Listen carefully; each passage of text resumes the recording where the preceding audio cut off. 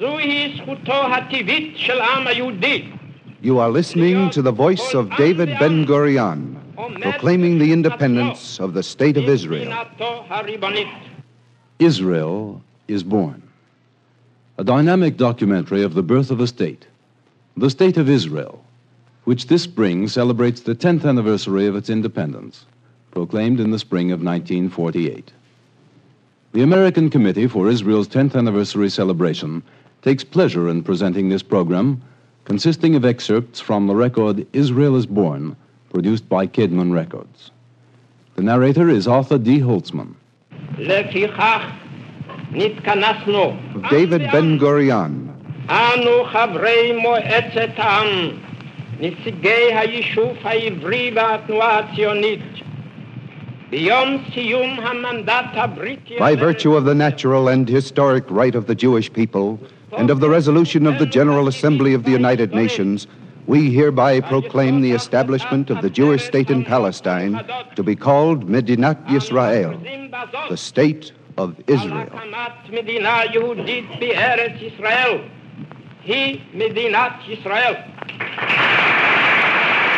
This is the story of the return of a wanderer. This is the tale of the fulfillment of a dream. This is the saga of the rebirth of a nation. This is the record of Israel. Our call goes out to the Jewish people all over the world to rally to our side in the task of immigration and development, and to stand by us in the great struggle for the fulfillment of the dream of generations, for the redemption of Israel. With trust in Almighty God, we set our hand to this declaration at this session of the Provisional State Council on the soil of the homeland in the city of Tel Aviv on this Sabbath Eve, the 5th of the Hebrew month of Iyar, 5708, the 14th day of May, 1948. היום הזה, ערב שבת, אייר תש"ח 14 במאי 1948. A new star had risen in the Middle East, and they called it Israel. Some men will say that Israel was born that day as Palestine's Jewish leaders met in a Tel Aviv museum and proclaimed their state. For the 25-year League of Nations mandate had come to an end, and in Jerusalem, High Commissioner General Sir Alan Cunningham closed the final chapter of British mandatory rule in the Holy Land. It is not my wish at this period of the British departure to turn back the pages and look at the past. The following day, a guard of honor of the Highland Regiment stood at stiff attention as the flag of Britain made its final descent over Government House, and the British High Commissioner said goodbye. Thus Israel was born, as Britain relinquished her mandate over the Holy Land and Jews took up the reins of government in Tel Aviv. But the historian who dates the Jewish state from May 14th, 1948, ignores 20 centuries in the history of an ancient people, the constant daily prayer of 2,000 years of dispersion, the prayer for a final return to the homeland of Israel. And then there came a man and an idea. The time was the close of the 19th century. The man, Theodor Herzl. The idea, political Zionism, a detailed plan of statehood, and a force to put that plan into effect, the Zionist movement. If you will it, he said, it is no dream, and there were men who willed it. Men like the brilliant chemist, Chaim Weizmann. There should be one place in the world, in God's wide world, where we could live and express ourselves in accordance with our character and make our contribution to civilization in our own way and through our own channels. The vision inspired by Herzl and his followers, the seeds planted by men like Chaim Weizmann, took root in the downtrodden Jewish communities of Europe, and little bands of pioneers began the long journey back to Palestine. What they found was desert.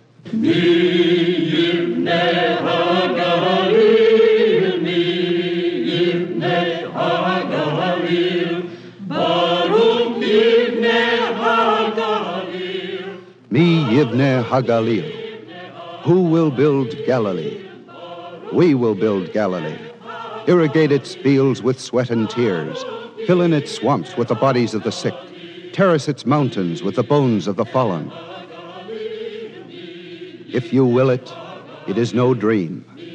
Inch by inch, acre by acre, farmstead by farmstead, an entire land was being reclaimed.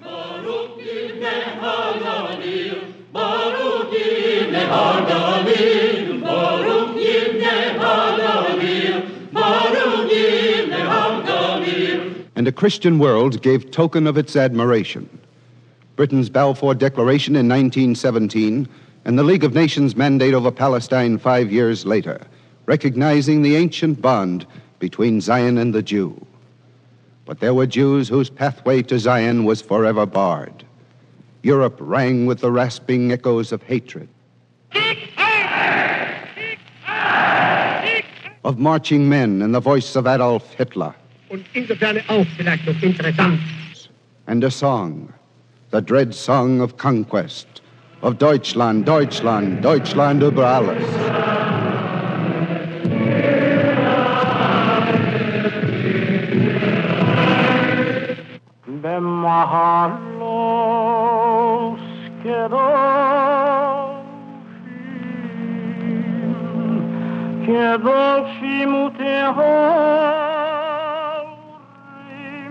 The ancient prayer for the dead. 6 million Jewish dead.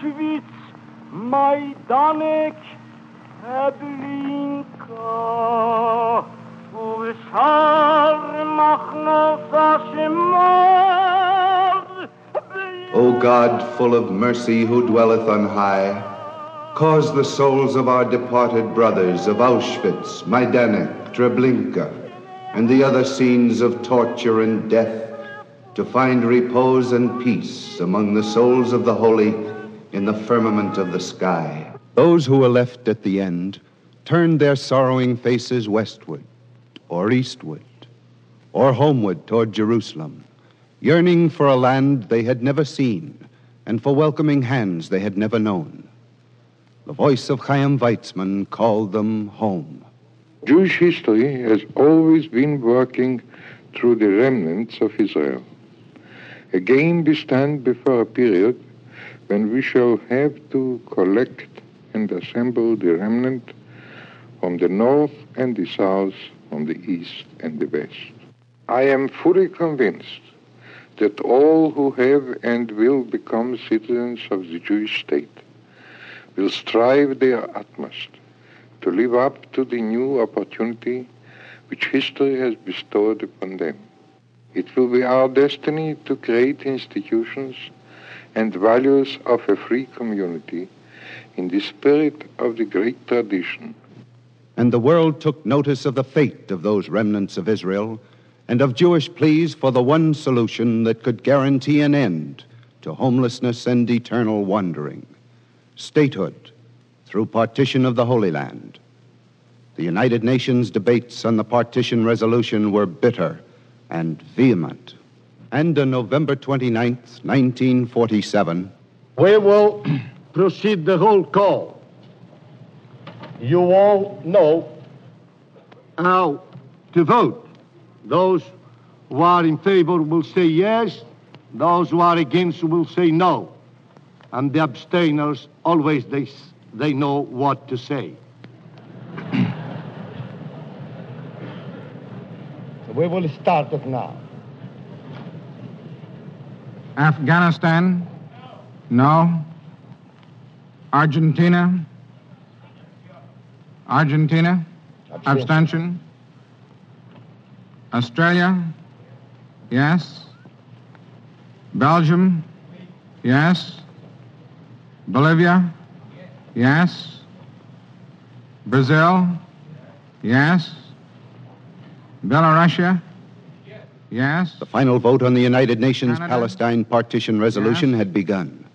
The Chile? galleries were filled with tense and anxious spectators. Abstention. Some of the votes were hardly unexpected. Iran? No.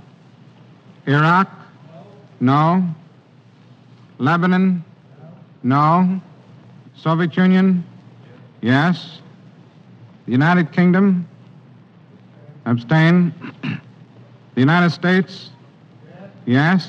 The news reached Tel Aviv at midnight, and the world tuned in on Mograby Square. A good cross-section of Tel Aviv's population is here tonight, about 20,000, jam-packed in Mograby Square, where loudspeakers have been set up to announce the result of the important vote that's now taking place in New York. People are standing on top of trucks and buses, hanging over balconies and out of windows, perched on top of street lamps and telephone poles, all waiting for the momentous word that may spell victory or defeat for their 2,000-year dream of a Jewish homeland. I think you can hear that loudspeaker now. What is it? That's it, ladies and gentlemen. Partition passed 33-13, and is this crowd excited? They're starting their horror dances now. All over the square, little circles are forming. People are laughing and crying and shouting and whirling around in the wild horror dance. Perhaps you can hear it now. They're starting to sing Hatikva, the Jewish national anthem, away off in a corner of the square, and gradually the horror dances are breaking up and people are taking up the refrain of Hatikva.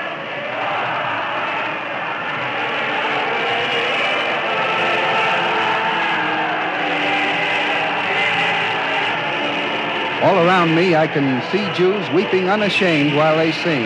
Let's listen to them.